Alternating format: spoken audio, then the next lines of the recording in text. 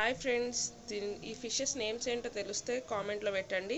ఇట్లాగా ఈ ఫిషెస్ ఎట్లా అంటే మనం దీన్ని ఇట్లా తొక్క తీసి ఇట్లా కర్రీ వండుకుంటాం అనమాట. చాలా బాగుంటుంది.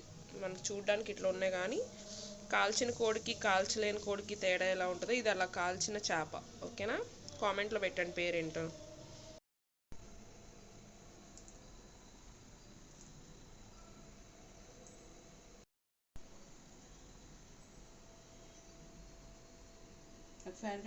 ఫ్రెండ్స్ చూడండి, ఇప్పుడు ఇట్లా మనం వలుచుకున్నాం కదా, దీన్ని అన్నిటిని మనం ఇప్పుడు కర్రీ చేసుకుంటాం. క్లీన్ చేసేసుకున్నాం. తర్వాత కొంచెం లైట్గా వాష్ చేసుకుని మట్టి ఏమైనా ఉంటుంది కదా కాల్చినప్పుడు అట్లా వాష్ చేసుకోవాలి నీట్గా.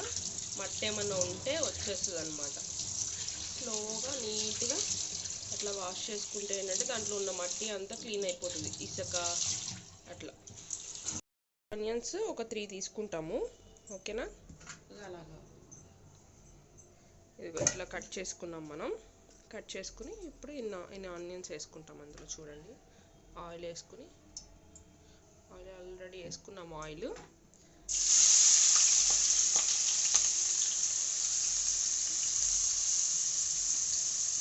ఆనియన్స్ బాగా వేగాలి. వేగిన తర్వాత అప్పుడు కొంచెం చిన్న అల్లం వెల్లుల్లి పేస్ట్ కూడా వేసుకుంటాం ఇందులో. ఈ ఫిష్ అనుకోకుండా అల్లం వెల్లుల్లి పేస్ట్ కూడా వేసుకుంటాం ఇందులో. బాగా వేగిపోయినాక అల్లం వెల్లుల్లి పేస్ట్, పచ్చిమిర్చి, ఉప్పు, కారం, ఫిష్, అంతే. చాలా ఇంగ్రీడియంట్స్ తక్కువ, స్పైసీగా చాలా బాగుంటుంది కర్రీ అయితే. ఆ గ్రేవీ కూడా మనం ఎట్లా అంటే ఆ స్మెల్కి తినేయచ్చు. పసుపు, కొంచెం సాల్ట్ వేస్తాం ఉల్లిపాయలు వేగడానికి. ఇప్పుడు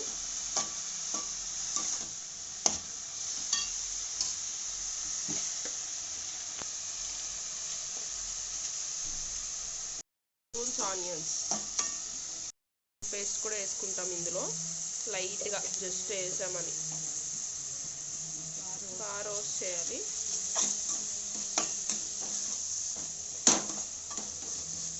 పచ్చిమిర్చి స్లైడ్స్ కింద చేసుకొని వేసేసుకుంటాం ఇందులో.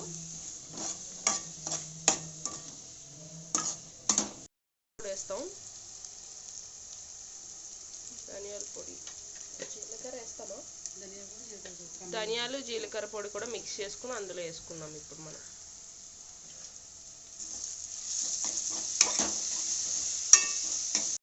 కారం కూడా వేస్తాము.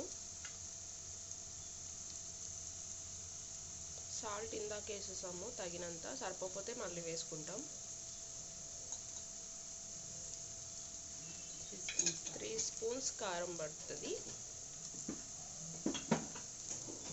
పచ్చివాసన పోయే వరకు కొంచెం కారం అన్నది ఇట్లా కొంచెం రోస్ట్ చేసుకుంటాం మనం. కరివేపాకు కూడా వేస్తాం. ఫ్లేవర్ అరోమా చాలా బాగుంటుంది. వాటర్ వేసుకుంటాం అన్నమాట. 1 గ్లాస్ ఆఫ్ వాటర్ వేసుకుని మరిగిస్తాం. కొంచెం బాగా మరిగి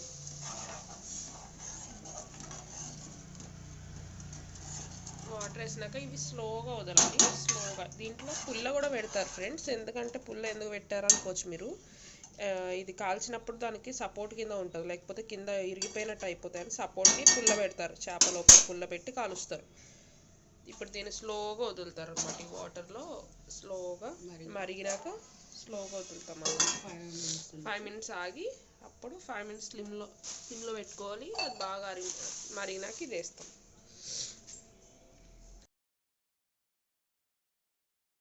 ప్లేట్ తీద్దాం. ఇప్పుడు ఎట్లా ఉందో చూద్దాం. సరే, ఇట్లా మరుగుతుంది. ఇప్పుడు స్లోగా వదిలేయాలి. స్లోగా దాంట్లో అట్లా పెట్టేసుకుంటే చాలు. చిన్నవి కాబట్టి మనం కోసుకోవట్లేదు, లేకపోతే పెద్దగా ఉంటే ఆ పుల్ల తీసేసి హాఫ్ కట్ చేసుకుని వేసుకోవచ్చు. తలకాయ అయితే సూప్ అందులోకి వెళ్ళి చాలా టేస్టీగా ఉంటుంది. చూడండి, అట్లా స్లోగా వదిలేయడమే అనమాట. వదిలేసి మూత పెట్టేస్తే అది అందులో ఉన్న ఫ్లేవర్ అంతా వెళ్తుంది. దీన్ని హాఫ్ చేసాము. ఇట్లా చేస్తే ఏంటంటే ఇరిగిపోతుంది. జాగ్రత్తగా వదలాలి. అసలు గరిటె పెట్టద్దు. ఇట్లా గరిటె పెట్టకుండా ఇట్లా చేయాలి. గరిటె పెడితే ఏంటంటే చిరిగిపోతాయి. కొంచెం పక్కకి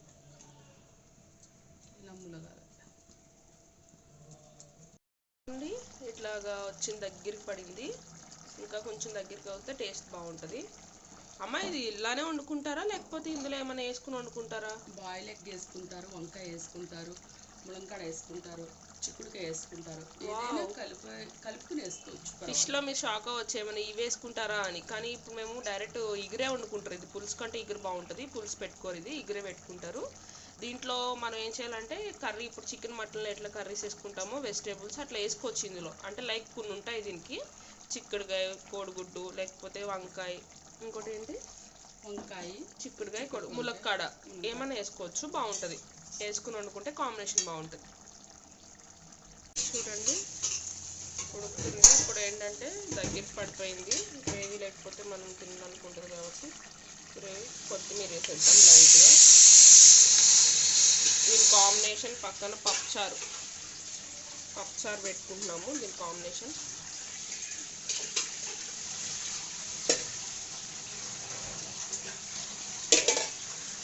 మనం ఆఫ్ చేసేద్దాం, అయిపోతుంది, దగ్గర పడింది.